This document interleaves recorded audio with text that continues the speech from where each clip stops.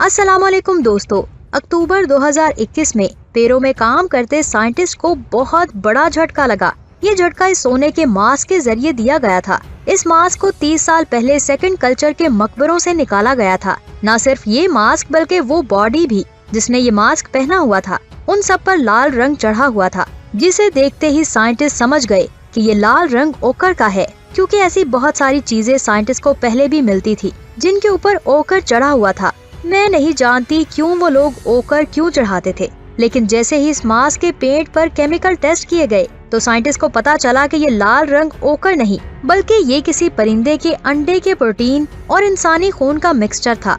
आप ये तो जानते ही होंगे कि पेरू में सेकंड कल्चर 9वीं सदी से 14वीं सदी के बीच था। 11वीं और 12वीं सदी में लोग थोड़े एडवांस हुए और उन्होंने ज्यादा से ज्यादा सोने की चीजें बनाना शुरू कर दी। उन सोने की चीजों में ये गोल्डन मास्क भी था। बदकिस्मती से इस पर लगा हुआ खून पूरी तरह से डिग्रेडेड हो चुका था, जिसकी वजह से हम इस बात का सही से अंदाजा नहीं लगा सके कि असल में ये खून किसी इंसान का था जो इसे पहनकर मरा था या फिर ये खून किसी और का था। साइंटिस्ट का कहना है कि ये मास्क पर खून जरूर किसी मरे हुए इंसान का ही लगा होगा, लेकिन ये सिर्फ एक थ्योरी है। असल बात क्या है ये कोई भी नहीं जानता। आइए अब इराक में जाते हैं। यहाँ साइंटिस्ट को अक्टूबर 2021 में एक वाइन प्रेस मिली, कैनिस नाम की ये जगह साइंटिस्ट को बहुत ज्यादा परेशान कर रही थी, क्योंकि उन्हें ये पता चल गया था कि ये वही जगह है जहाँ एक वक्त में एसिडियन रोलर रहा करते थे। ये बात तकरीबन 28,000 साल पहले की है। अब साइंटिस्ट ने यहाँ पर खुदाई करनी शुरू कर दी थी। यहाँ पर इन्हें बनी हुई बहुत ज्यादा चीजें मिली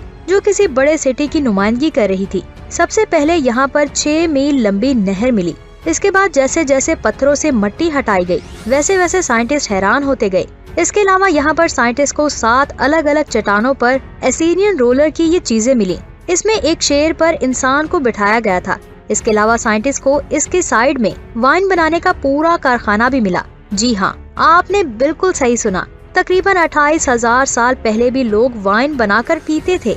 ये जगह जो आप स्क्रीन पर देख रहे हैं, यहाँ पर वाइन्स को स्टोर किया जाता था।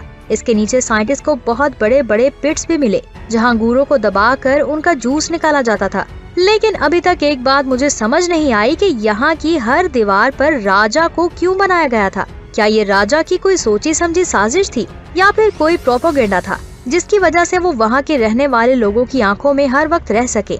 आपको क्या लगता है? नीचे कमेंट्स करके जरूर बताएं। 2015 में आइसलैंड ऑफ फोस्टर पर एक आदमी अपना मेटल डिटेक्टर लेकर घूम रहा था कि इतने में इसे जमीन की गहराई में ये चीज दबी हुई मिली। जब उसने इसे बाहर निकाला तो उसे लगा कि ये हाल ही में बनाई गई कोई मूर्ति है, क्योंकि इसका डिजाइन बिल्कुल न्यू था और इसकी हालत भी बहुत अच्छी थी। लेकिन उसके दिल में कोई शक था, जिसे दूर करने के लिए वो इसे उठाकर नेशनल म्यूजियम ऑफ डेनमार्क लेकर गया था। इस म्यूजियम में इस मूर्ति को टेस्ट किया गया। टेस्ट करने के बाद साइंटिस्ट ने इसे बताया कि तुम बहुत ही खुशकिस्मत इंसान हो, क्योंकि ये पहली सदी में बनाई गई ब्रोंजी की बस्ट ऑफ सेलिनस है। ये मूर्ति बहुत ही छोटी थी। सेलिनस के सर पर बाल बिल्कुल भी नहीं थे, लेकिन इसकी दाढ़ी बहुत गहरी थी। सेलिनस के जितने भी सबूत आज तक मिले हैं, उन्हें देखकर ये अंदाजा लगाया जा सकता है कि वो हर वक्त नशे में रहता था। साइंटिस्ट ने बताया कि ये बस्ट किसी राजा के घर की होगी, लेकिन बाद में इस जगह पर रोमन लोगों ने कब्जा कर लिया और सेलिनस का नामो निशान खत्म हो गया।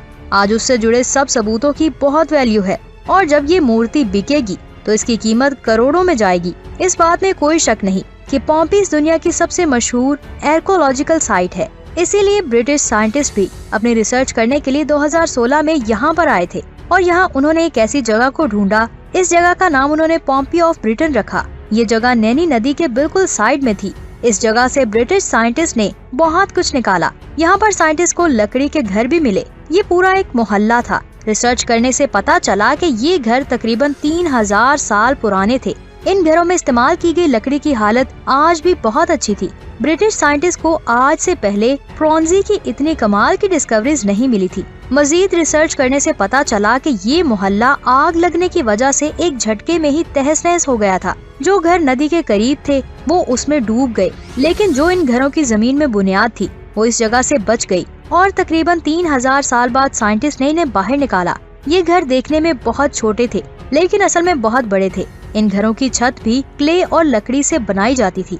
इसके अलावा साइंटिस्ट को यहाँ से एक लकड़ी का पहिया भी मिला जब साइंटिस्ट ने इस पहिए की जांच पड़ताल की तो पता चला कि ये बहुत ही हल्की लकड़ी से बनाया गया था। इसका मतलब ये हुआ कि इस पहिए को मिट्टी पर नहीं चलाया जाता था। जब साइंटिस्ट ने इस पहिए को पानी में डाला तो ये तैरने लगा, जिससे ये साफ वाज़ेह हो गया कि ये लोग आने जाने के लिए नदियों पर डिपेंडेंट थे। जब भी साइंटिस्ट को पुराने हथियार मिलते तो वो उसे हाथ लगाने से भी डरते हैं। लेकिन 2020 में डेनमार्क में एक तलवार मिली जो इन सब से अलग थी। जैसे ही यहाँ के लोगों को पता चला कि डेनमार्क में एक तलवार मिली है तो सब ने ये अंदाजा लगाना शुरू कर दिया कि ये तलवार विकिंग्स की होगी। लेकिन ये सब गलत थे।